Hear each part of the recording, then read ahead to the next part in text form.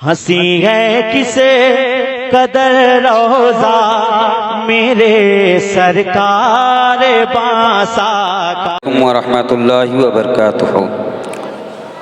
अल्हम्दुलिल्लाहि रब्बिल आलमीन वल आक़िबतु लिल मुत्तक़ीन वस्सलातु वस्सलामु अला सय्यदिल मुरसलीन। अम्मा बाद फ़अऊज़ु बिल्लाहि मिनश शैतानिर रजीम। बिस्मिल्लाहिर रहमानिर रहीम। या अय्युहल्लज़ीना आमनु इस्तईनु बिस्सब्रि वस्सलाह। सदक़ल्लाहु मौलानाल अज़ीम व बल्लगना रसूलुहुन नबिय्युल अमीनुल मतीनुल करीम व नहनु अला ज़ालिका लमिनश शाहिदीन वश्शाकिरीन वल्हम्दुलिल्लाहि रब्बिल आलमीन।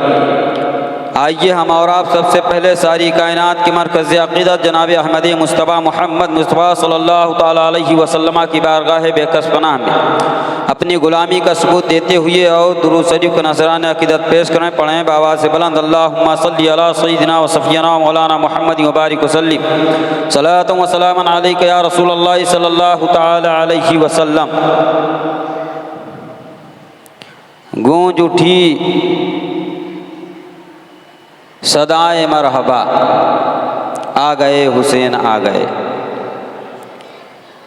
गूंज उठी सदाए मरहबा, आ गए हुसैन आ गए। और काँप उठी ज़मीने करबला, काँप उठी ज़मीने करबला, आ गए हुसैन आ गए। और कौम को तो बेदार हो लेने दो, कौम को तो बेदार हो लेने दो, हर कौम पुकारेगी हमारे हैं हुसैन। और चाहते आप तो खुद दौड़ के आता पानी, चाहते आप तो खुद दौड़ के आता पानी, या हुसैन आपके ठोकर से निकलता पानी, या हुसैन आपके ठोकर से निकलता पानी। हमने कल समाअत किया हज़रत मुस्लिम बिन अक़ील, हज़रत हानी और उनके दोनों बच्चों की शहादत। आज हम मक्का से चलेंगे और करबला की तरफ, कूफा की तरफ। फिर करबला हम कैसे पहुँचते हैं, किस ढंग से करबला इमाम हुसैन पहुँचते हैं, रास्ते में किन किन लोगों से मुलाकातें होती हैं, वो हम और आप समाअत करेंगे। इमाम हुसैन रज़ी अल्लाह तआला अन्हु अपने साथियों के दरमियान मशवरा करने के बाद में सुबह फजर की नमाज पढ़ करके और हरम काबा में जाते हैं। जाने के बाद में फजर की नमाज अदा किया, रब की बारगाह में दुआ किया, मौला मैं नाना की शरीयत के लिए, नाना की इज़्ज़त व आबरू के लिए, नाना की किरदार के लिए, नाना के अखलाक के लिए मदीना छोड़ दिया है। ऐ पाक परवरदिगार आलम, उसी इस्लाम के लिए जिसके लिए मेरे नाना ने ताइफ के बाज़ार में पत्थरें खाया है, उसी इस्लाम के लिए जिसके लिए मेरे नाना के नंदाने मुबारक शहीद हुए हैं, उसी इस्लाम के लिए हमने अपने आप को वफ़ कर दिया है। और आज आपके घर में हम ये अहद करते हैं कि पाक परवरदिगार आलम, ये गर्दन रहे या कट जाए, लेकिन फासिको फाजिर के हाथ में हुसैन का हाथ नहीं जाएगा और न मेरे किसी बच्चे का हाथ जाएगा, ताकि कल मैदान महशर में जो है ये यजीदी ये कहने पर मजबूर हो जाएं कि हमने जुल्म सितम तो हुसैन पर बहुत किया, लेकिन मैंने हुसैन का हाथ हम ना ले सके। सर जुदा करने के बाद में उन्हें अल्लाह ने अकल पे पर्दा डाल दिया कि उन इमाम हुसैन का सर लेकर के गए, लेकिन हाथ नहीं ले जा सके। इतना तो अकल होना चाहिए कि अगर इमाम हुसैन के हयात में हमने हाथ नहीं पाया था तो सर काटने के बाद तो उनका हाथ ले सकते थे, लेकिन अल्लाह ने उनके अकलों पर पर्दा डाल दिया और वो हाथ ना ले जा सके। इस तरीके से हज़रत इमाम हुसैन रज़ी अल्लाह तआला अन्हु हरम काबा में दुआएं करते हैं, मौला तू ही इज़्ज़त व आबरू का निगहबान है, मौला तू ही हर एक का देखने वाला है, तेरे इल्म से कोई चीज़ बाहर नहीं है। मौला मुझे उलझन और घबराहट नहीं हो रही है, बल्कि मुझे तू इम्तिहान में कामयाबी अता कर, मुझे इम्तिहान में कामयाब व कामरान कर दे। मुझे जो है जब मेरे आगोश में 6 माह का बच्चा मेरा दम तोड़े तो मुझे उस वक्त सब्र दे, मौला उस वक्त मुझे सब्र दे जब मेरे सामने मेरे बेटे हज़रत अली अकबर की की जवानी लूटी जाए। इस तरीके से दुआएं मांगने के बाद में फजर की नमाज अदा करने के बाद मक्का से निकलते हैं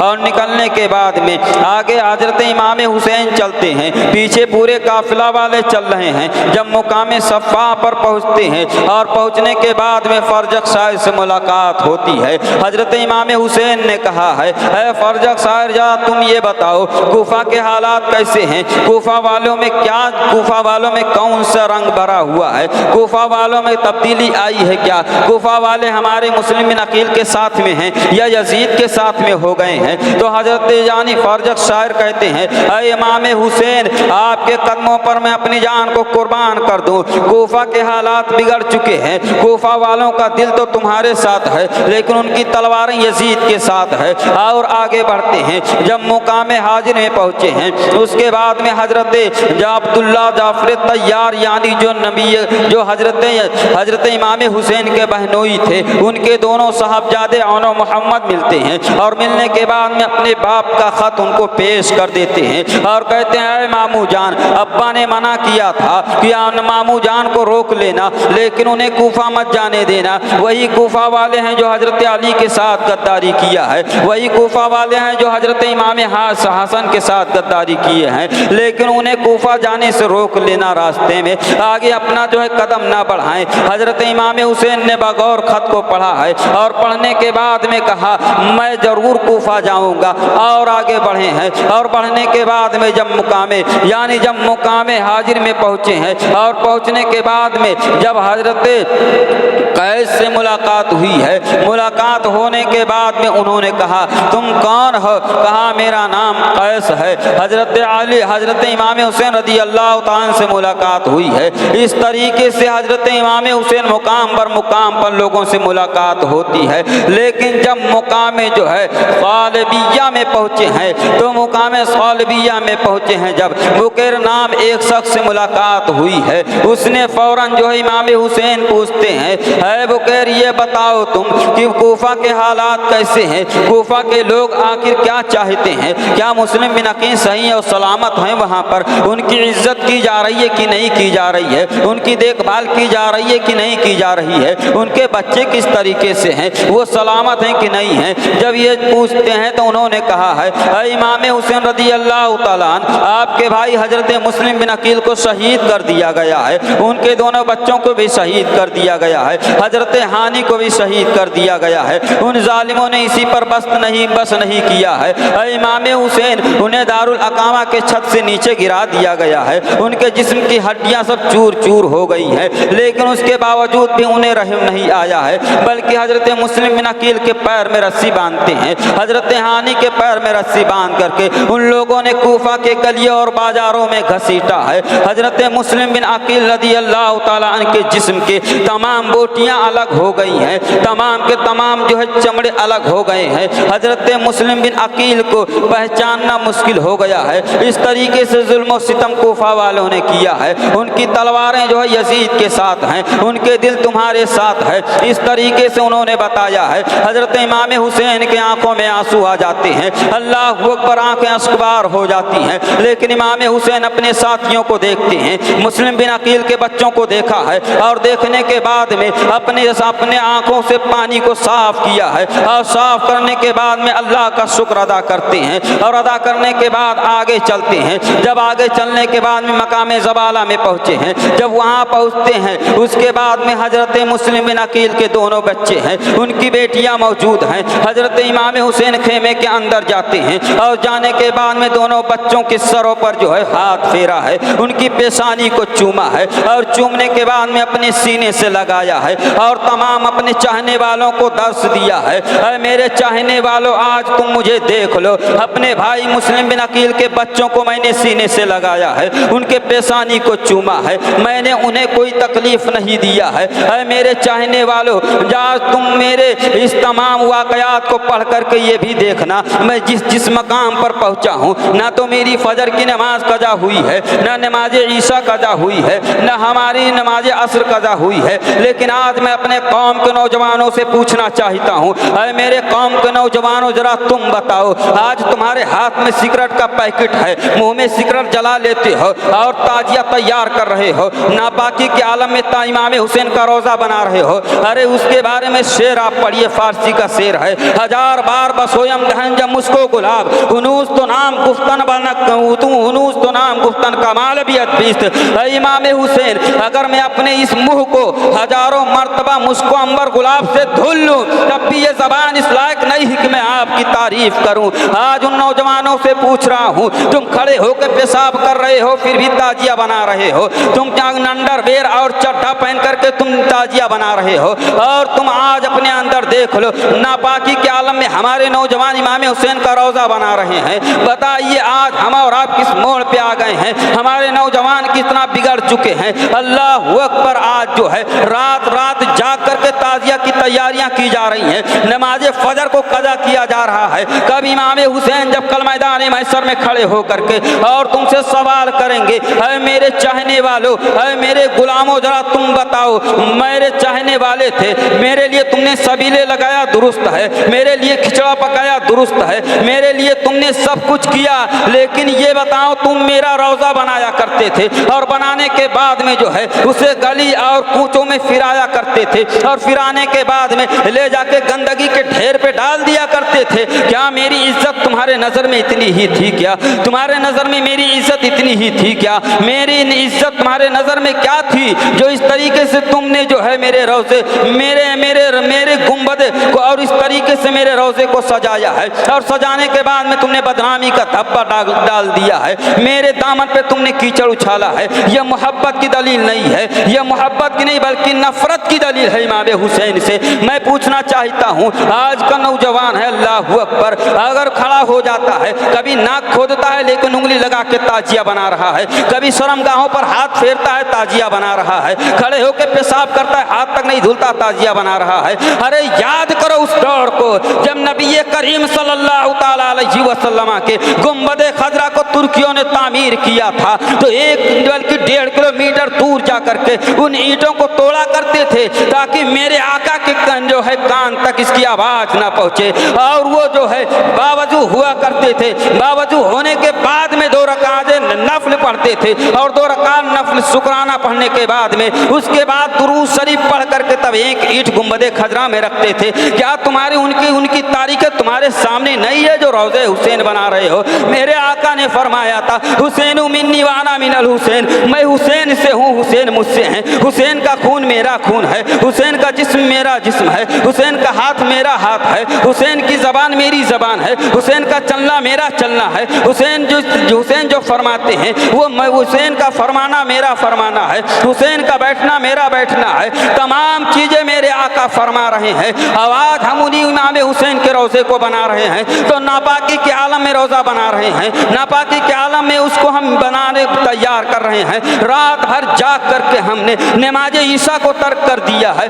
नमाज फजर को तर्क कर दिया है, लेकिन तारीख़ करबला उठा करके देख लीजिए, जितनी करबला के ऊपर किताबें लिखी गई हैं, चाहे वो किसी भी धर्म का मानने वाला हो, चाहे वो शिया हो, चाहे वो गैर मुक़ल्लिद हो, चाहे वो सुन्नी हो या बरेलवी हो, लेकिन उसकी किताब मुताला करके आप देख लीजिए, कहीं ये जुमला नहीं लिखा गया है कि इमाम हुसैन ने मक्का से, मदीना से लेकर के और कूफा से लेकर करबला की ज़मीन तक पहुँचने में कोई नमाज कज़ा किया हो या कोई नमाज तर्क किया हो। इमाम हुसैन ने कभी झूठ तक नहीं कहा है, इमाम हुसैन ने कभी किसी की गिबत किया है, इमाम हुसैन कभी नापाकी के आलम में उनकी ज़िंदगी नहीं गुजरी है। उनके मानने वालों, आज तुम अपने आप को देखो, तुम नापाकी के आलम में इमाम हुसैन का रोज़ा तैयार कर रहे हो, ज़रा भी गैरत और शर्म नहीं है। मैं आपसे सवाल करना चाहता हूँ, हज़रत इमाम हुसैन रज़ी अल्लाह ताला अन्हु हैं, यतीम यानी हज़रत मुस्लिम बिन अकील के सर पर हाथ को फेरा है और फेरने के बाद सीने से लगाया है। दोनों लोग रोने लगते हैं, अरे बाबा आखिर बात क्या है? क्या मेरे वालिद शहीद कर दिए गए हैं? क्या मेरे दोनों भाई शहीद कर दिए गए हैं?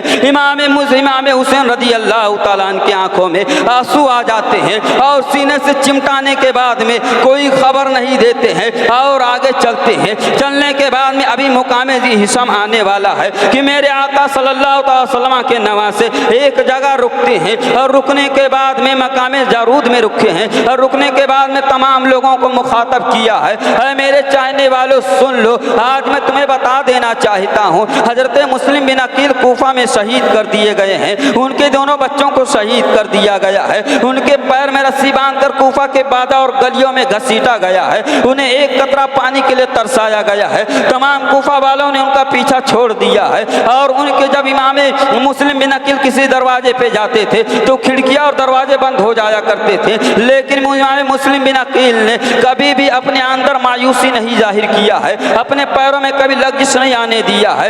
इमाम मुस्लिम के मानने वालों, क्या तुम मेरे साथ चलोगे या तुम यहाँ से वापस हो जाओगे? तमाम के तमाम ने एक जबा होकर के कहा है। जो लोग और जो मक्का से आए हुए थे, मदीना से आए हुए थे, वो सब के सब बोल उठे हैं, इमाम हुसैन हम आपके साथ जो है पीठ दिखाकर भागने के लिए नहीं आए हैं, बल्कि आपके कदमों पर अपनी गर्दन को निछावर करने के लिए आए हैं। और जो रास्ते में मिले थे, जब ये तकरीर इमाम हुसैन ने किया है, रास्ते में मिलने वाले इधर उधर हो जाते हैं, लेकिन इमाम हुसैन रज़ी अल्लाह तआला अन्हु है जब मुकाम ज़िहिशम में पहुंचे हैं, जानते हो 1000 लश्कर लेकर के हुर ने इनका नाकाबंदी किया है और हुर ने इन्हें रोक लिया है। इमाम हुसैन ने कहा, हुर तुम मुझे क्यों रोक रहे हो? कहा, इब्न ज़ियाद का हुक्म है कि जहाँ का इमाम हुसैन मिल जाए वहीं उनको रोक दिया जाए, वहीं वहाँ से उनको आगे ना बढ़ने दिया जाए, बल्कि उनके साथ साथ तुम उन्हें आराम से लेकर कूफा पहुँच जाओ। ये तमाम बातें होती हैं। हजरत इमाम हुसैन ने कहा है, अरे हुर मैं अपनी मर्जी से नहीं आया हूँ,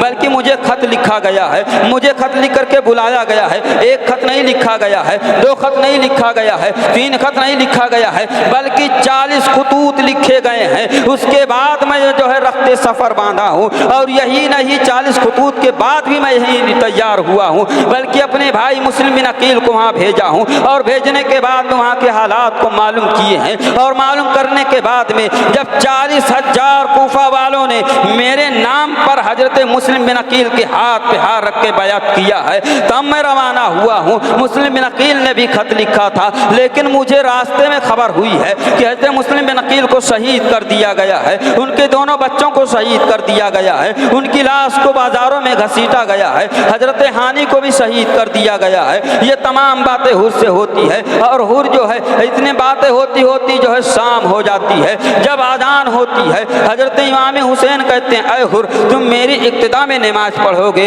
या अकेले नमाज पढ़ोगे? हजरत हुर कहते हैं, अय आका हुसैन मैं आपके साथ नमाज पढ़ूंगा। इमाम हुसैन के साथ हुर नमाज पढ़ रहे हैं, मुक्तदी बन करके नमाज पढ़ रहे हैं। आज इमाम हुसैन है, जरा मैं आपसे पूछना चाहता हूँ, आज इमामों की बदगोइयाँ करने वालों, इमामों की चुगलियाँ करने वालों, इमाम के पीछे पड़ने वालों, मैं तुमसे पूछना चाहता हूँ, वजू बनाना का तरीका तुम्हें नहीं आता है, इस्तिंजा करने का तरीका तुम्हें नहीं आ रहा है, गुस्ल का तरीका तुम्हें नहीं आता है, वजू को दुआएं तुम्हें नहीं याद हैं, वजू के वाजिबात तुम्हें नहीं याद हैं, नमाज के शराइत और फराइज तुम्हें नहीं याद हैं, लेकिन पीछे इमाम के पड़े हुए हैं। इमाम साहब आपने इस आयत में गलती किया है, इमाम साहब आपने यहाँ पे गलती किया है। अरे जब आपको किरात के बारे में नॉलेज नहीं है तो इमाम की गलतियाँ क्यों तलाश करते हो? एक इंजीनियर आपका घर बनाता है, एक वकील आपकी लड़ाई लड़ता है, लेकिन आपने कभी उससे नहीं लड़ा है कि आपने मेरे घर के छत को टेढ़ा कर दिया है, आपने मेरे दीवार को टेढ़ा कर दिया है, कभी आपने उससे नहीं बात किया है। लेकिन ये कि इमाम है, अल्लाह अकबर,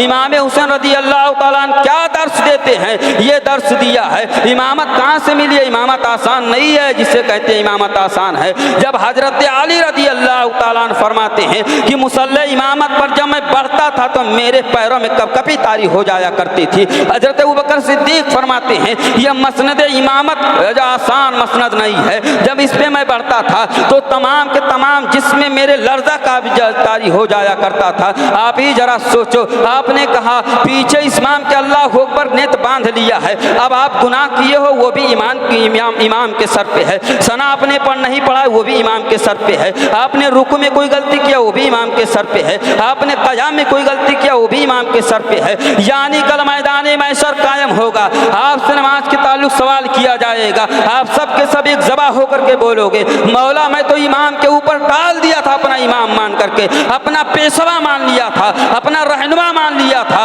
आज जिस तरीके से हुर ने अपना अपना रहनुमा माना है, इसी तरीके से आपने रहनुमा माना है। जब मेरे आका सल्लल्लाहु अलैहि वसल्लम के गुलाम हो, जब मेरे आका सल्लल्लाहु अलैहि वसल्लम सवाल करेंगे, आपने मसनद इमामत के लिए जो बंदा चुना था, जिसको आपने आगे बढ़ाया था, उसी की आपने गलतियां निकालना शुरू किया है, उसी की बदगोइयां करना शुरू किया है। और जब उसी इमाम से पूछा जाएगा क्या इन मुक्तदियों की बख्शिश कराने के लिए तैयार हो, और अगर इमाम ने पलट कर कह दिया ऐ अल्लाह के रसूल, इसने मुझे दुनिया में बड़ी तकलीफें दिया है, इसने मुझे सताया भी है, इसने मुझे भूखा भी रखा है, इसने मुझे प्यासा भी रखा है, तो वाकई में तुम्हारी बख्शिश नहीं हो सकती है, क्योंकि दारो मदार तुम्हारे ईमान का जो है, अपने नमाज का पूरा दारो मदार इमाम के सर पे डाल दिया रहनुमा बना करके। फुकहा फरमाते हैं इमाम के पीछे रहोगे तो मुक्तदी कहलाओगे, इमाम के आगे बढ़ोगे तो नमाज जनाजा की सूरत में पेश कर दिए जाओगे।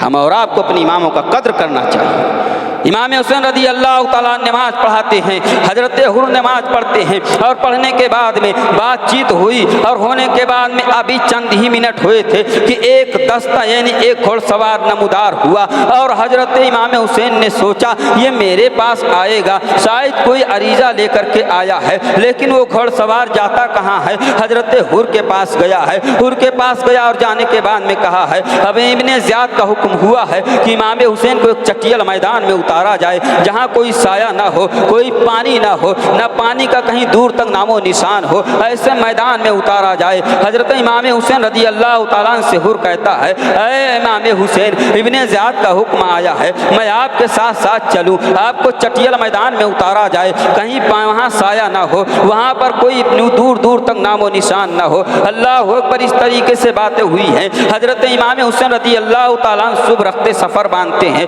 और चल देते हैं, और हुर भी साथ साथ चल रहे हैं। और जब उस मैदान में पहुँचे हैं, किस मैदान में पहुँचे हैं, जिस मैदान को करबला की ज़मीन कहते हैं, जिस मैदान को मारिया की ज़मीन कहा जाता है, जिस मैदान को मैदान नैनवा कहा जाता है, जब उस मैदान में पहुँचे हैं, अभी उस मैदान में पहुँचे ही थे कि एक दस्ता और आता है, 500 का दस्ता लेकर के अमर इब्ने साद हाजिर हुआ है। कौन अमर इब्ने साद है? जानते हो अमर इब्ने साद कौन है? हजरत साद बिन वकास के साहबजादे हैं, यानी वो साहबी रसूल हैं। और ये साद बिन वकास के बेटे जब लेकर के 500 सिपाहियों को पहुँचे हैं, और पहुँचने के बाद में जो है हुर से कहते हैं इमाम हुसैन आ गए, कहाँ आ गए हैं। उससे पहले मैं आपको बता देना चाहता हूँ, जब इब्ने ज़ियाद ने हजरत साद बिन वकास के हजरत साद बिन वकास के बेटे से कहा है ऐसा अमर इब्ने साद, क्या तुम जो है इमाम हुसैन की मुखालफत करोगे, इमाम हुसैन के मामलात में इंटरफेयर करोगे, इमाम हुसैन से बगावत करोगे, इमाम हुसैन से जाकर जंग करोगे? तो इन्होंने कहा है इब्ने ज़ियाद, मैं तो साहबी रसूल का बेटा हूँ, इमाम हुसैन के मर्तबे को भी जानता हूँ, उनके नाना को भी जानता हूँ, उनके माँ को भी जानता हूँ, उनके जो है भाई को भी जानता हूँ, उनके वालिद को भी जानता हूँ, मैं कैसे बगावत कर सकता हूँ? कल मैदान महशर में कौन सा मूल चेहरा लेकर के रसूलुल्लाह के सामने जाऊँगा? ये तमाम बातें अमर इब्ने साद ने कहा है। लेकिन इब्ने ज़ियाद ने कहा अमर इब्ने साद जरा सोच लो, अगर तुम इमाम हुसैन के मुखालिफ नहीं खड़े होते हो, इमाम हुसैन के जो है इमाम हुसैन की बगावत नहीं करते हो, इमाम हुसैन के मामलात में इंटरफेयर नहीं करते हो, उनसे बयात तलब नहीं करते हो, तो रई की हुकूमत तुमसे ले ली जाएगी, तुम्हारी गवर्नरी जब्त कर ली जाएगी, और तुम्हें जो है लावारिस छोड़ दिया जाएगा। जब ये जुमला सुना है तो अमर इब्ने साद ने कहा इब्ने ज़ियाद, मुझे एक रात की मोहलत दे दे, मैं रात भर सोचता हूँ, उसके बाद तुझे कल जवाब देता हूँ। अमर इब्ने साद जो है रात भर सोचता है, और सोचने के बाद इस नतीजे पर पहुँचा। जाकर अमर इब्ने साद ने कहा इब्ने ज़ियाद, मैं राजी हूँ, तू मुझे जो है एक 500 का दस्ता लेकर के और जो जिम्मेदारी देना चाहता है उस जिम्मेदारी के लिए मुझे भेज दे। हजरत साद बिन वकास के लड़के अमर इब्ने साद ने 500 सिपाहियों को लेकर के और जब मैदान करबला की तरफ चले हैं, अल्लाह अकबर, मैदान करबला की तरफ आए, और आने के बाद में जो है देखा हुर हैं, और हजरत हुर रदी अल्लाह तआला अन्हु हैं, उनसे बातें होती हैं, और आने के बाद में कहा क्या मामलात हैं? कहा मामलात दुरुस्त हैं, इमाम हुसैन को चटियल मैदान में उतार दिया गया है, इमाम हुसैन अपने खेमे खेमे को नस्ब कर रहे हैं। लेकिन उससे पहले मैं आपको बता देना चाहता हूँ, जब इमाम हुसैन ने पूछा है, ऐ हुर तुम मुझे यहाँ क्यों उतार रहे हो, इस मैदान का नाम क्या है, इस चटियल मैदान को कहा क्या जाता है? कहा ये वही मैदान है, इस मैदान का नाम मैदान मारिया है। कहा इस मैदान का किसी कहीं दूसरे ने कहा इस मैदान का नाम मैदान नैनवा है। इमाम हुसैन अपने खेमे को अपने काफिलों को आगे बढ़ने का हुक्म देते हैं। इतने में एक ने कहा, ऐ इमाम हुसैन, इसी मैदान को मैदान करबला कहा जाता है। इमाम हुसैन की आंखें अश्कबार हो जाती हैं। अपने तमाम काफिले वालों को कह दिया, अपने घोड़े से उतर जाओ और अपने खेमे यहीं नस्ब कर लो। जब ये जुमला कहा है, तमाम के तमाम साथियों ने अर्ज किया, ऐ इमाम हुसैन, आखिर इस मैदान में क्यों खेमा नस्ब किया जाए, इस मैदान से आपको क्या ताल्लुक है? इमाम हुसैन ने कहा है, ऐ मेरे साथियों, मेरे नाना ने ये जवाब मेरे नाना ने फरमाया था और उम्मे सलमा या उम्मुल फजल को मिट्टी दिया था मेरे शहीद होने की जगह की, और कहा था ये मिट्टी शीशी में रख लो, जब ये मिट्टी खून बन जाएगी तो समझ जाना मेरा नवासा शहीद कर दिया गया है। और यही नहीं बल्कि जब मैं नाना जान के कब्र अनवर पे हाजिर हुआ था तो नाना जान ने मैदान करबला के नक्शे को मेरे आंखों के सामने रख दिया था और ये भी फरमाया था, अरे बेटा हुसैन, यहाँ पर हजरत अब्बास के बाजू कलम होंगे, यहाँ पर हजरत अली अकबर की जवानी लूटी जाएगी, यहाँ तुम्हारे 6 माह अली असगर के गले में तीर पेवस्त होगा, यहाँ पर तुम जो है आखिरी सजदा पेश करोगे और इस मुकाम पर तुम्हारे बच्चे हजरत सकीना को थप्पड़ मारे जाएंगे। ये तमाम नक्शा हमारे सामने पेश किया था। ये वही मैदान है जिस मैदान में जो है हजरत नूह अलैहिस्सलातु वस्सलाम जब तूफान नूह आया था और कश्ती में सवार होकर के चले थे और जब से मैदान के पास पहुंचे हैं और पहुंचने के बाद में उनकी कश्ती आगे नहीं बढ़ रही थी बल्कि इस मैदान की तरफ खिंचती जा रही थी, तो उन्होंने रब की बारगाह में अरीज़ा पेश किया है, ऐ पाक परवरदिगारे आलम, अगा मेरी कश्ती तो हर जगह से तैरती हुई चल रही है, पानी का कोई हिसाब किताब नहीं है, लेकिन ये कौन सा मैदान है, यहाँ तो ना कोई पहाड़ है, ना कोई टीला है, ना कोई दरख्त है, आखिर ये मेरी कश्ती आगे क्यों नहीं बढ़ रही है, इस मैदान की तरफ क्यों खींचती जा रही है, मेरा दिल भी इस मैदान की तरफ खींच रहा है। तो अल्लाह तबारक व तआला ने गैब से निदा दिया है, ऐ नूह अलैहिस्सलाम, तुम्हें मालूम नहीं है ये मेरे महबूब के नवासे हजरत इमाम हुसैन के शहीद होने की जगह है, इसी का नाम मैदान करबला है। कितना पहले हजरत नूह अलैहिस्सलाम जो है उसकी खबर दे रहे हैं, हजरत आदम अलैहिस्सलातु वस्सलाम उसकी खबर दे रहे हैं, हजरत ज़करिया अलैहिस्सलातु वस्सलाम उसकी खबर दे रहे हैं, हजरत मूसा अलैहिस्सलातु वस्सलाम उसकी खबर दे रहे हैं। गोया कि तमाम के तमाम अंबिया को मालूम है कि मैं अल्लाह के रसूल सल्लल्लाहु ताला अलैहि वसल्लम यानी महबूब कायनात सल्लल्लाहु अलैहि वसल्लम के नवासे को मैदान करबला में शहीद किया जाएगा। वो मैदान करबला होगा जहाँ पर नहर फुरात भी रहेगा, लेकिन पानी पर पहरा लगा दिया जाएगा। अब मैं तुमसे पूछना चाहता हूँ, मैंने आलम तसव्वुर में सवाल किया है, ऐ आकाए दो जहाँ सल्लल्लाहु ताला अलैहि वसल्लम, आपने यौम आशूरा का रोज़ा 3 दिन क्यों कहा है? आपने तो 1 दिन भी कह सकते थे, 2 दिन भी कह सकते थे, आप जो है 4 दिन भी रोज़े की हुक्म दे सकते थे, रोज़े की फजीलत 4 दिन की भी बयान कर सकते थे, लेकिन आपने अपने ज़बान नबुव्वत से ये नहीं कहा है कि रोज़े का हुक्म जो है 2 दिन है या 1 दिन है या 4 दिन है, बल्कि 3 दिन कहा है। जब मैंने आलम तसव्वुर में सवाल किया है तो मेरे आका दो जहाँ सल्लल्लाहु ताला अलैहि वसल्लम जवाब देते हैं, सवाल करने वाले सुन ले, मेरी निगाह नबुव्वत देख रही थी कि करबला के मैदान में मेरा नवासा होगा, उस पर जो पानी बंद किया जाएगा वो 3 दिन बंद किया जाएगा, चौथा दिन नहीं होगा, इसलिए 3 दिन का हुक्म दिया है रोज़ा रखने के लिए। हजरत इमाम हुसैन रज़ी अल्लाह ताला अन्हु है, हमारे इब्ने साद ने कहा, इमाम हुसैन आपकी राय क्या है, आप क्या सोच कर आए हो, आप यजीद की बैअत करोगे ना? कहा आप यजीद की बैअत कर लो, आपको छोड़ दिया जाएगा। ये तमाम बातें उसने कहा है। इमाम हुसैन कहते हैं, हमारे इब्ने साद हम तुझसे तन्हाई में बात करना चाहते हैं। हमारे इब्ने साद ने कहा ठीक है, अगर तन्हाई में बात करना चाहते हो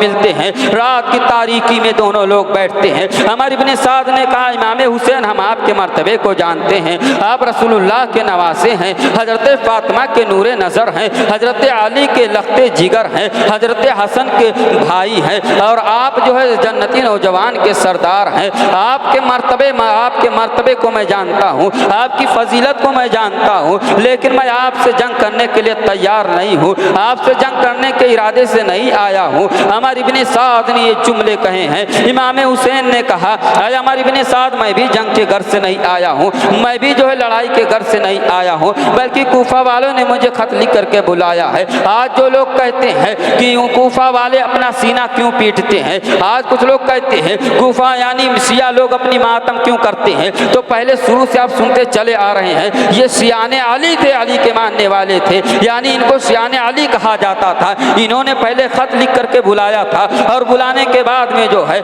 इमाम हुसैन को अपने पास बुला लिया है। उसके बाद में गद्दारी किया है और जब गद्दारी के इमाम हुसैन को शहीद कर दिया, उनके बच्चों को शहीद किया है, उनके ख़ानदान वालों को शहीद किया है और पूरे खेमे को जला दिया है। और जलाने के बाद में जब यजीद के दरबार में गए हैं तो यजीद ने इन तमाम लोगों को दुत्कार कर निकाल दिया है। किसी को इनाम अकराम का सिर्फ लालच दिया था, किसी को इनाम अकराम नहीं देता है, चंद ही लोगों को इनाम अकराम से नवाजता है। अगर यजीद इसी तरीके से अपना इनाम अकराम बांटने लगता तो उसके तख्त पलट जाती, उसकी बादशाहत खत्म हो जाती, उसकी खजाने में कमी आ जाती। इसलिए उसने जो चंद लोगों को जो है उसने चंद लोगों को इनाम अकराम से नवाजा है, बाकी लोगों को इसी तरह निकाल दिया है। जब ये देखा तो कहा, ऐ पाक परवरदिगार आलम, हम हजरत अली के मानने वाले हैं और उस अली के मानने वाले हैं जिसके बेटे हजरत हुसैन को हम लोगों ने धोखे से बुला के शहीद कर दिया है। जब ये जुमला उन्होंने कहा है, उसी दिन से अपने हालत पर पछताना शुरू कर दिया है और वहीं पर अपनी छाती को पीट कर रोया है और आज तक रोते हुए नजर आते हैं, कयामत तक रोते रहेंगे ये, क्योंकि इन्होंने गद्दारी इमाम हुसैन के साथ किया है। धोखे से इन्होंने बुलाया था,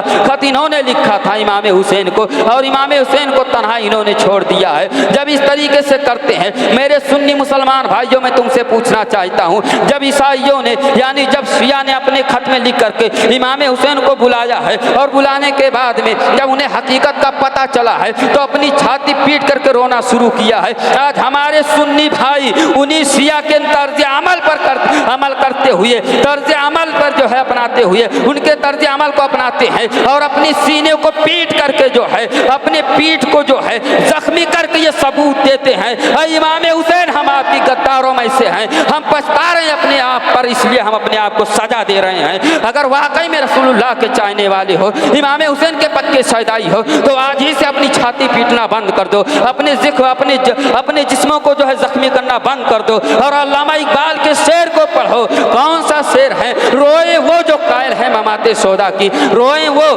जो कायल है ममाते सौदा की, हम जिंदा जावेद की मातम नहीं करते, मेरा इमाम आज भी जिंदा है, सुबह क़यामत तक जिंदा रहेगा। लेकिन हम और आप ये जुमला याद नहीं किए इमाम हुसैन का। इमाम हुसैन करबला गए क्यों? वजह क्या थी? लड़ाई किस बात की थी? ये तो हमको आज पता ही नहीं चला अभी तक। इक़्तिदार की लड़ाई थी, हुकूमत की लड़ाई थी, दौलत की लड़ाई थी, मुल्क की लड़ाई थी, किस चीज़ की लड़ाई थी? आखिर इमाम हुसैन करबला क्या जाकर के बताया? क्यों गए?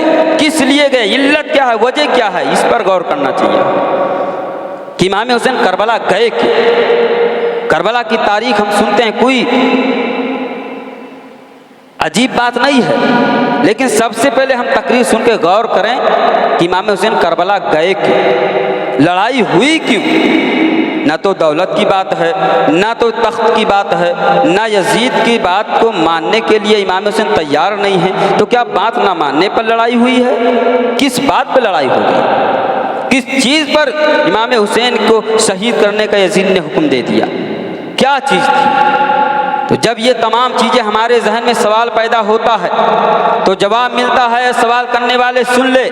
इमाम हुसैन जवाब देते हैं, अरे सवाल करने वाले, ना तो इक़्तिदार की लालच थी, ना हुकूमत की लालच थी, ना कोई मुल्क की लालच थी, ना दौलत की लालच थी, कहा फिर किसकी लालच थी? कहा मेरे मानने वालों, चाहने वालों सुन लो, मुझे किसी चीज़ की लालच नहीं थी, बल्कि आका की शरीयत की इज्जत और आबरू की लाज रखना था। इसलिए वो नाजायज़ को जायज़ करार दे रहा था, वो हलाल को हराम कर रहा था। अगर सगी बहन है तो उसके साथ निकाह करना जायज़ करार दे रहा है, अगर सगी चचा है, चाची है, तो उसके साथ निकाह करने के लिए जायज़ करार दे रहा है। उसने शराब नोशी को जायज़ कर दिया है, उसने गरीबों लाचारों पर जुल्म सितम करना शुरू कर दिया है।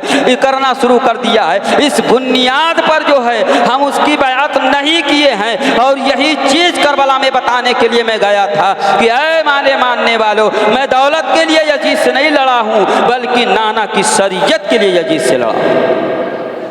नाना की शरीयत इसलिए हमें चाहिए, मेरा सगा भाई क्यों ना हो, अगर वो गलत करता है तो हम उसे भी बेदखल कर दें। इमाम हुसैन का यजीद कौन लगता था? रिश्ते में मामा लगता था। हजरत उम्मे हबीबा, ये हजरत अमीर माविया की बहन, मेरे आका की निकाह में हजरत अमीर माविया कौन हुए? मेरे आका के साले हुए। हजरत खदीजा का निकाह मेरे आका से, हजरत खदीजा की बेटी हजरत फातिमा, उनकी बेटे हजरत इमाम हुसैन। मालूम हुआ हजरत खदीजा हजरत इमाम हुसैन की नानी। अब जितनी अजवाज मुतारात हैं सबके सब इमाम हुसैन के नानी लगेंगी नहीं लगेंगी? तो मालूम हुआ कि हजरत उम्मे हबीबा भी नानी, और नानी का भाई क्या हुआ? ये नानी का भाई मामू, और मामू का लड़का क्या हुआ? यानी इमाम हुसैन के नाना के साला, अमीर माविया साले हुए ना, तो साले ये इमाम हुसैन के मामू हुए, और ये साले के लड़के अमीर माविया के लड़का यजीद। तो यजीद रिश्ते में क्या लगा? मामूजात भाई। कितना करीब रिश्ता, मामूजात भाई है वो। लेकिन शरीयत को जब उसने शरीयत के दामन पे कीचड़ उछाला, इस्लाम की हक्कानियत को पामाल करना चाहा, तो इमाम हुसैन ने घर बार को सबको जो है अल्लाह के सुपुर्द कर दिया और कहा कि सब कुछ कुर्बान कर दो। एक बात बताऊं मैं, एक नुक्ता आपको जहन में आया। इससे पहले हम और आप एक फिल्म देखते थे, मैं नौजवान उस पर बहुत अमल किए हैं। 70 साल का बुढ़ा है वो भी अमल किया है, 60 साल का आदमी वो भी अमल किया है, 6 माह का बच्चा उसे भी अमल करवाया जा रहा है, 8 साल का बच्चा उसे भी अमल करवाया जा रहा है। बच्चा पैदा हुआ, उसके लंबे लंबे बाल रख दिए गए, अब वो बाल इस तरीके से निकाला। हम आ रहे थे, जानते हो, अब मैं हुसैनिया मस्जिद अपने मदरसा उम्मे हबीबा लिल बनात से चला, और चलने के बाद में जब यहाँ पहुँचने वाला था, रास्ते में एक ज़ईफ़ आदमी से मुलाकात हुई है। हमने पूछा चाचा 1 मिनट रुक जाइए। कहा क्या है बेटा, क्या पूछना चाहती हो? हमने कहा ये बताओ, ये जो तुम बाल रखे हुए हो ये क्या है, इसका नाम क्या है? कहा है बच्चे तुम्हें पता नहीं है? अरे बहुत पहले एक फिल्म निकली थी, एक नादान ने निकाला था और उसका नाम दिया था तेरे नाम, ये मैं वही निकाल के घूम रहा हूँ। मेरे ईमान ने ललकार कर कहा जमाल अहमद कादरी, और मैंने उस ज़ईफ़ आदमी के झिझोड़ कर कहा नादान, यही आलम तो करबला के तपते हुए रेत में था। जब हजरत अली अकबर शहीद हुए तो इमाम हुसैन ने कहा मौला तेरे नाम। जब हजरत अली असगर शहीद हुए हैं तो कहा मौला तेरे नाम। यहाँ तक कि हजरत अब्बास के बाजू कलम हुए तो कहा मौला तेरे नाम। खुद ब खुद अपने सर को सजदे में रख करके कटाया, और कटाने के बाद में कहा मौला ये सर भी तेरे नाम। रहमत परवरदिगार झूम उठी, हुसैन सबको मेरे नाम किया है, जब मैंने जन्नत तेरे नाम कर दी। कुछ दर्श लेना चाहिए ना, लेकिन हम दर्श ही नहीं ले रहे, कुछ सुनना ही नहीं चाहते। इमाम हुसैन रज़ी अल्लाह ताला और अमर इब्ने साद के दरमियान गुफ्तगू हुई। इमाम हुसैन 3 शर्तें रखते हैं। अमर इब्ने साद, या तो मैं जहाँ से आया हूँ मुझे वापस जाने दे, या तो फिर ये कर कि मुझे मदीने से ना हटकर कोई रास्ता जिधर मैं चला जाऊँ, मैं जंगो जिदाल करने के गर्ज से नहीं आया, या मुझे यजीद के दरबार में लेके चल, वहाँ बैठ के हम बातें करेंगे। ये तमाम बातें होती हैं। अमर इब्ने साद ने कॉपी पे नोट किया, नोट करने के बाद इब्ने ज़ियाद को भेज दिया।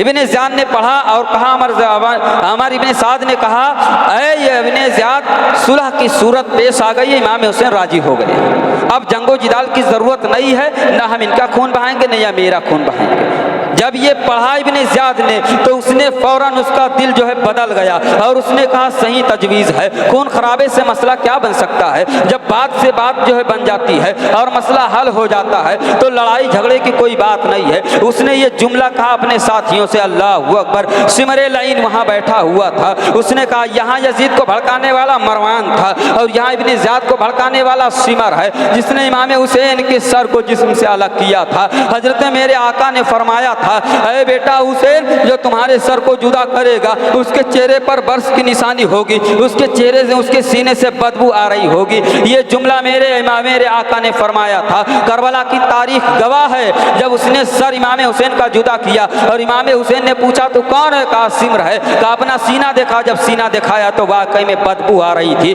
कीड़े नमूदार थे। मेरे इमाम ने फरमाया मेरे नाना की बात सही है। मेरे नाना ने जो बात हमें बताई थी वो बात आज करबला में साबित हो रही है। जब इब्ने ज़ियाद ने कहा तो सिमर ने कहा, है इब्ने ज़ियाद, अगर तुम ऐसा करते हो तो तुम्हें बुज़दिल लोग कहेंगे तुमने इमाम हुसैन के सामने घुटने टेक दिए हो, तुम अपने सर को झुका दिए हो। नहीं नहीं, अगर तुम अपनी सरबलंदी चाहते हो, अपनी इज्जत चाहते हो, अपना वकार बढ़ाना चाहते हो, तो सबसे पहले इमाम हुसैन को कहो मेरी बैअत कर लें। अगर वो तुम्हारी बैअत करते हैं तो ठीक है, वरना लड़ाई के लिए तैयार हो जाएं। अब उसके जो है फ़ौरन दिल की दुनिया बदल गई। उसने फ़ौरन 5000 दस्ता यानी 500 दस्ता सिपाहियों को भेजा और अमर इब्ने साद से कहा, जाओ उससे कह दो अमर इब्ने साद से कि मुहर्रम की यानी मुहर्रमुल हराम की महीने में 61 हिजरी में वाक़या करबला पेश आया है, जहाँ तो इमाम हुसैन रज़ी अल्लाह तआला अन्हु के पास आया। अमर इब्ने साद ने फ़ौरन अमर इब्ने साद को हुक्म दिया गया, नहर फ़ुरात पे पहरा बिठा दिया जाए। नहर फ़ुरात पे पहरा बिठा दिया गया है,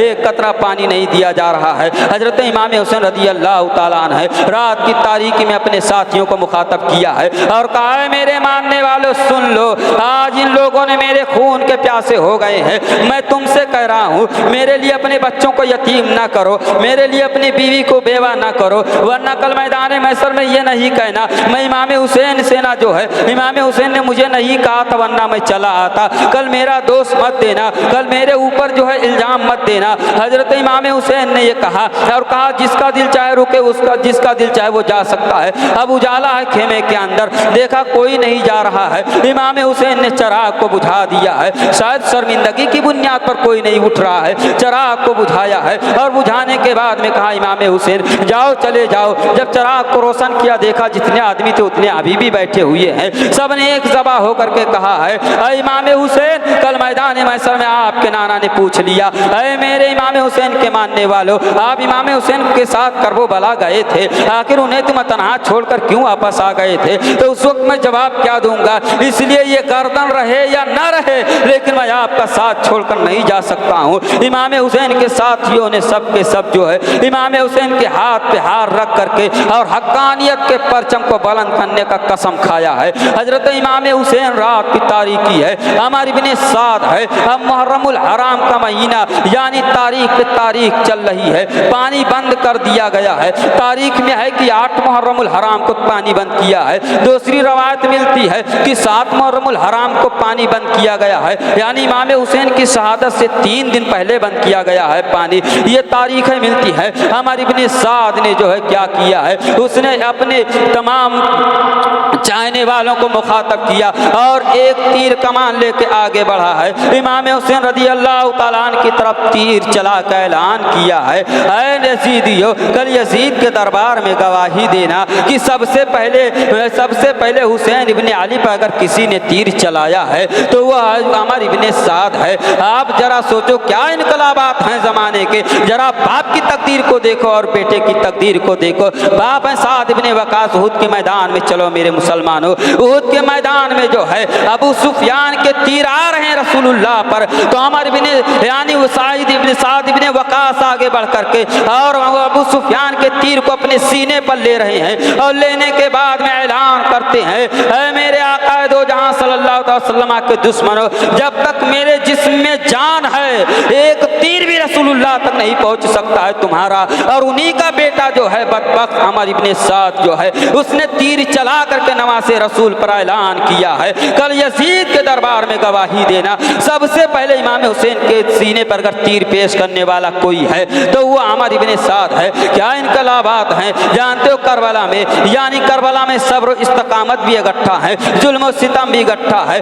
करबला के मैदान में आपको उमैया का तेवर कुफ्र भी तुम्हें मिलेगा, हजरत उमैया का तेवर कुफ्र भी करबला में मिलेगा और फिरौनी ताकत भी तुम्हें करबला में मिलेगा, नमरूदी तेवर भी तुम्हें करबला में मिलेगा, अबू जहली तेवर भी तुम्हें करबला में मिलेगा, अबू लहबी तेवर भी तुम्हें करबला में मिलेगा। वह यानी तमाम के तमाम जहाँ तेवर मिल रहे हैं वहीं सब्र और रजा के भी तेवर तुमको करबला में मिलेगा, अयूबी सब्र भी तुम्हें करबला में मिलेगा, हजरत इब्राहीम अलैहिस्सलातु वस्सलाम की खुल्लत भी तुम्हें करबला में मिलेगी, हजरत मूसा का जलाल भी तुम्हें करबला में मिलेगा, हजरत हजरत रूहुल्लाह हजरत ईसा अलैहिस्सलाम की जो है खूबसूरती भी तुम्हें करबला में मिलेगा। हजरत इस्माइल की जबी असरार तुम्हें करबला में मिलेगा। जहाँ तमाम के तमाम मिलते हैं वहीं मेरे आका सल्लल्लाहु ताला अलैहि वसल्लम की सब्र और आज़मत भी तुम्हें करबला में मिलेगी। तमाम चीज़ें सिमट करके जो है माजी का जुल्म भी करबला में पहले आया है, यानी पास्ट का जुल्म भी करबला में पहले आया है, फ्यूचर का जुल्म भी करबला में पहले आया है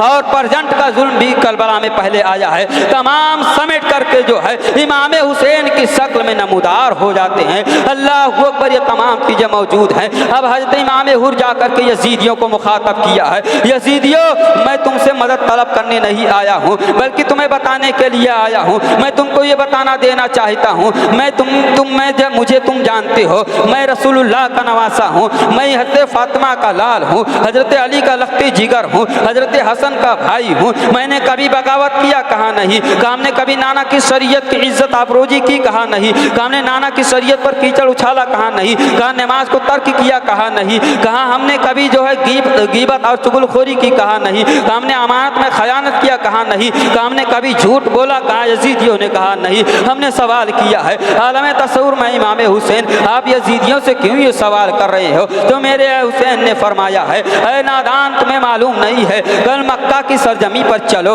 और मेरे आका ने नबूवत का ऐलान करने से पहले कोहे सफा पे खड़े हुए थे और कुरैश के लोगों को अपने पास बुलाया था और बुलाने के बाद में ऐलान किया था, ऐ कुरैश वालों सुन लो मैं कौन हूँ। तो सबने गवाही दिया था मोहम्मद इब्ने अब्दुल्ला हो। मैं झूठ कभी आपके सामने मैंने कभी झूठ कहा? सबने कहा था आप कभी झूठ नहीं बोले हैं, आप सादिकुल आमीन हैं। तो हमने अमानत में खयानत किया कहा नहीं किया है, तो हमने नमाज तर्क किया कहा नहीं तर्क किया है। कहा फिर हाँ मेरा जो है आप मेरी बात को मानने के लिए तैयार हो? कहाँ तैयार हैं। कहा मुझे सच तस्लीम करोगे? कहाँ तस्लीम करेंगे। कहा अगर मैं कहता हूँ इस पहाड़ के पीछे लश्कर जर्रार आ रहा है तुम्हें निस्तो नाबूद कर देगा तो क्या तुम सबके सब मानने के लिए तैयार हो? ये जुमला जब कहा है कुरैश ने कहा मान लूंगा। कहा तुमने देखा है? कहा नहीं देखा है, आपकी बात पर यकीन है, बचपना मेरे दरमियान गुजरा है, जवानी मेरे दरमियान गुजरी है, आपको कभी झूठ बोलते हुए नहीं सुना है, आपको कभी अमानत में खयानत करते हुए नहीं देखा है, इसलिए आपके कहने पर मुझे यकीन और भरोसा है। जब ये तमाम चीज़ें मेरे आका ने उनसे पूछ लिया और सबके सब तस्लीम कर लिया है, मेरे आका आप कहते हैं ऐ कुरैश मक्का सुन लो, मैं अल्लाह का रसूल हूँ, ये कुरान आखिरी किताब है,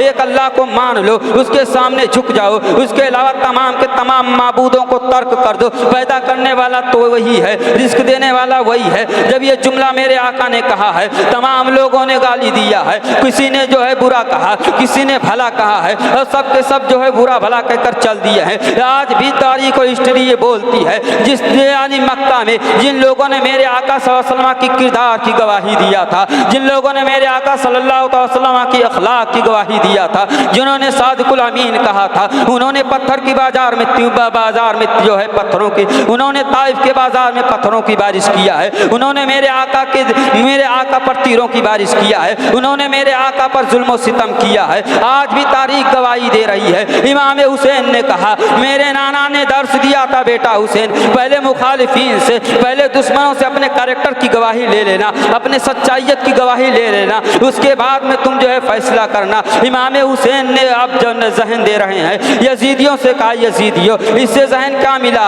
इमाम हुसैन कहना चाहते हैं अगर यानी पानी उसका बंद करो जो इस्लाम का बागी हो गया है, खाना उसका बंद करो जो नमाज तर्क करता हो, खाना उसका बंद करो, खाना और पानी उस पर जो है हराम कर दो जो इस्लाम का बागी हो गया हो। आज तुम लोगों ने मेरा खाना बंद कर दिया है, मेरा पानी बंद कर दिया है, मेरे बच्चों को प्यासा तड़पा रहे हो, हजरत फातिमा की चादर ततहीर को तार तार करना चाहते हो, हजरत ज़ैनब के आंचल को तुम जो है लूटना चाहते हो। आज तुम इस्लाम की बका को जो है इस्लाम के नामूस को तुम मिटाना चाहते हो, नाना के नवासे को खून के प्यासे हो गए हो। है तुम में से कोई जो मेरी मदद करे? मैंने सवाल किया है इमाम हुसैन आपको मदद तलब करनी थी तो आप आप यजीद से क्यों नहीं मदद तलब कर लिया था? सबसे बड़ा बादशाह आपकी मदद करने के लिए तैयार था, सबसे बड़ा रासखो आपकी मदद करने के लिए तैयार था, लेकिन आपने जो है इन यजीदियों से मदद क्यों तलब किया है? इमाम हुसैन कहते हैं तुमने गलत समझा है, मैं यजीदियों से मदद नहीं तलब कर रहा था, बल्कि मैं पाक और मोतबर मुकद्दस रूहों को आवाज दे रहा था। मैं तुमसे सवाल कर रहा हूँ, करबला के मैदान में तारीख उठा करके देख लो, या तो साहबी रसूल के बेटे पाए जा रहे हैं या ताबई के बेटे पाए जा रहे हैं। कोई हाफिज भी है, कोई मुहद्दिस भी है, कोई कारी भी है, कोई जो है कोई आलिम भी है, सबके सब पढ़े लिखे और जो है अच्छे घराने से ताल्लुक़ रखने वाले थे।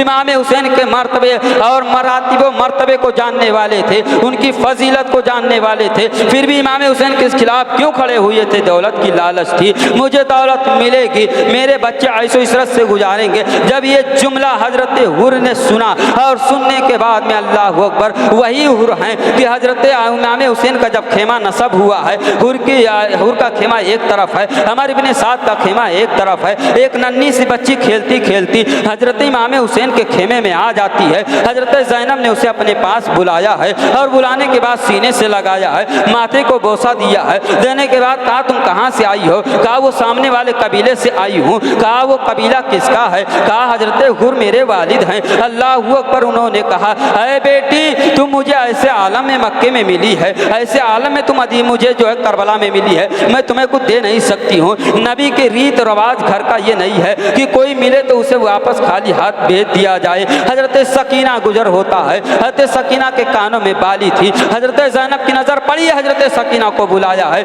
और बुलाने के बाद ने कहा सकीना अपने कान की बाली मुझे दो। हजरत सकीना के ने अपने कान के बालू को दिया है और उनके हजरत हुर के लड़की के हाथ में रख करके उन्हें रवाना किया है। क्या दर्स मिला?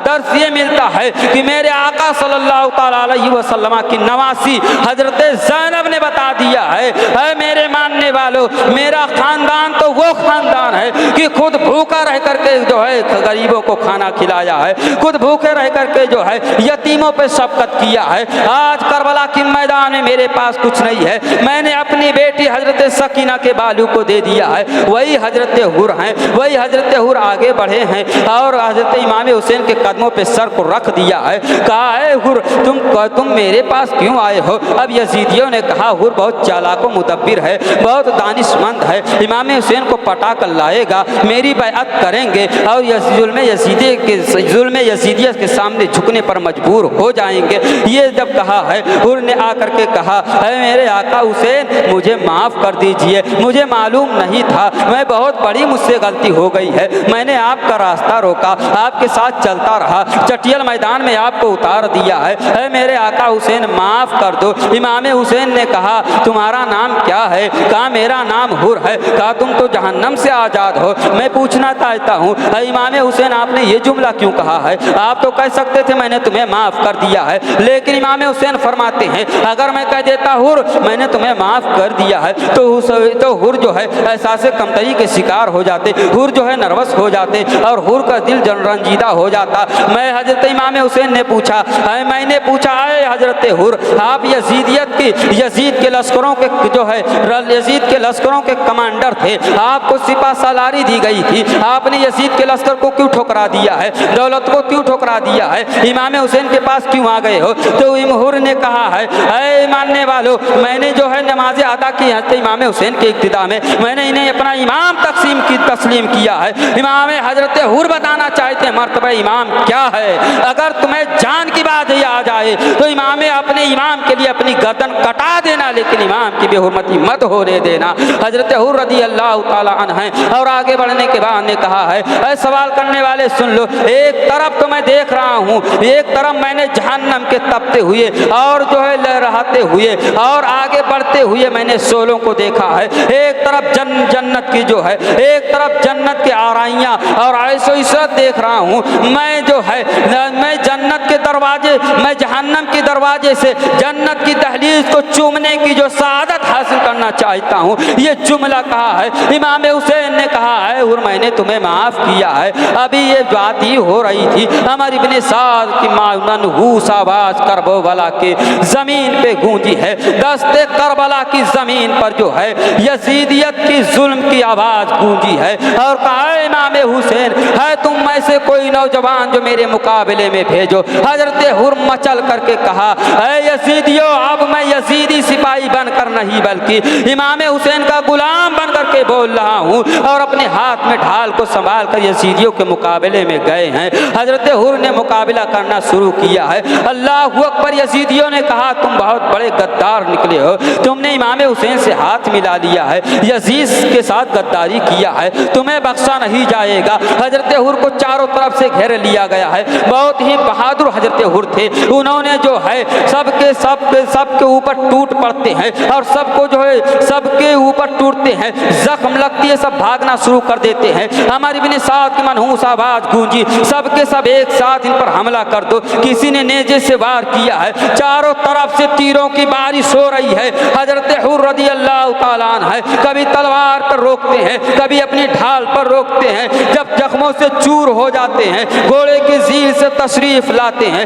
पुकारा है काका हुसैन मेरी मदद कीजिए, मेरी मदद कीजिए। इमाम हुसैन जाते हैं, हजरत हुर की लाश को लाके खेमे में रख दिया है। अभी खेमे में रखा था कि हजरत ज़ुहैर आगे बढ़े हैं, वो आगे बढ़ करके उन्होंने जालिमों से मुकाबला किया है, उनको भी इसी तरीके से घेर के शहीद किया गया है। हजरत कैस आगे बढ़े हैं, उन्हें इसी तरीके से शहीद किया गया है। हजरत ज़ुहैर जब शहीद हो रहे थे और उन्होंने अपने आका हुसैन से कहा अरे मेरे आका हुसैन मेरे दोस्त को बुला दो, मैं उनसे गुफ्तगू करना चाहता हूँ। दोस्त को बुलाया गया है, कहा आप भी मेरे आका अपने हुसैन पर इसी तरह जान देना। अल्लाह अकबर। हजरत ज़ुहैर शहीद हुए, उनके दोस्त मैदान करबला में गए हैं। कौन गए हैं? हजरत मुस्लिम इब्ने औसजा गए हैं और जाने के बाद वो हुसैनी तेवर दिखाया है। तमाम के तमाम यजीदी भागते हुए नजर आते हैं, जिधर जो है वो रुक करते हैं, सबकी गर्दनों को काटते हुए नजर आते हैं। तमाम के तमाम ने एक साथ हमला किया है, तीरों की बारिश कर दिया है। हजरत मुस्लिम इब्ने औसजा जो है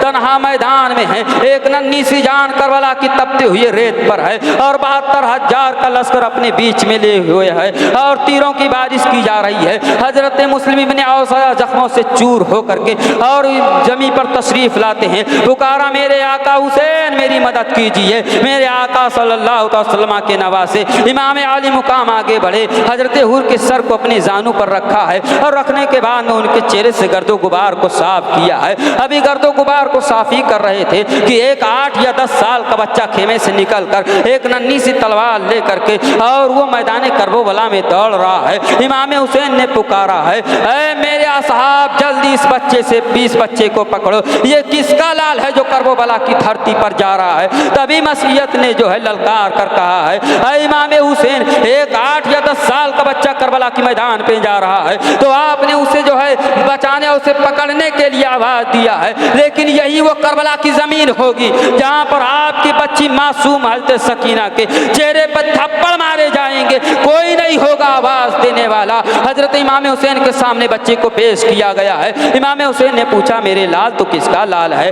क्यों जा रहा है? कहा मेरी माँ ने सजा कर भेजा है। कहा किस लिए भेजा है? कहा इमाम हुसैन की यानी इमाम हुसैन पर अपनी गर्दन को कटाने के लिए भेजा है। कहा तो किसका लाल है? कहा मेरे आका मैं बता दूं मैं किसका लाल हूँ। कहा हाँ मेरे लाल तू बता दे किसका लाल है। बच्चे ने आंखों में आंसू लेकर के कहा ऐ इमाम हुसैन ये जिस मुस्लिम इब्ने औसजा की लाश तुम्हारे जानू पर रखी हुई है इन्हीं का मैं बेटा हूँ और इनकी रूह मुझसे कह रही है बेटे जब बाप दुनिया में नहीं रहा तो बेटा रह करके क्या करेगा, जा मोहम्मद और आले मोहम्मद पर कुर्बान हो जा। अल्लाह अकबर। ये जुमला कहा हजरत इमाम हुसैन रज़ी अल्लाह तआला अन्हु। बताओ हम और आप क्या कहना चाहते हैं? बताइए एक बच्चे के जहन में अहले बैत और इमाम हुसैन की किस तरीके से मोहब्बत है और हमारे बच्चे नौजवान कैसे हैं? सिगरेट का सिगरेट हाथ में है ताजिया बना रहे हैं, नापाक हैं ताजिया बना रहे हैं। इस तरीके से आज हमारे बच्चे हो गए, लिहाजा हमें अपने बच्चों को समझाना चाहिए।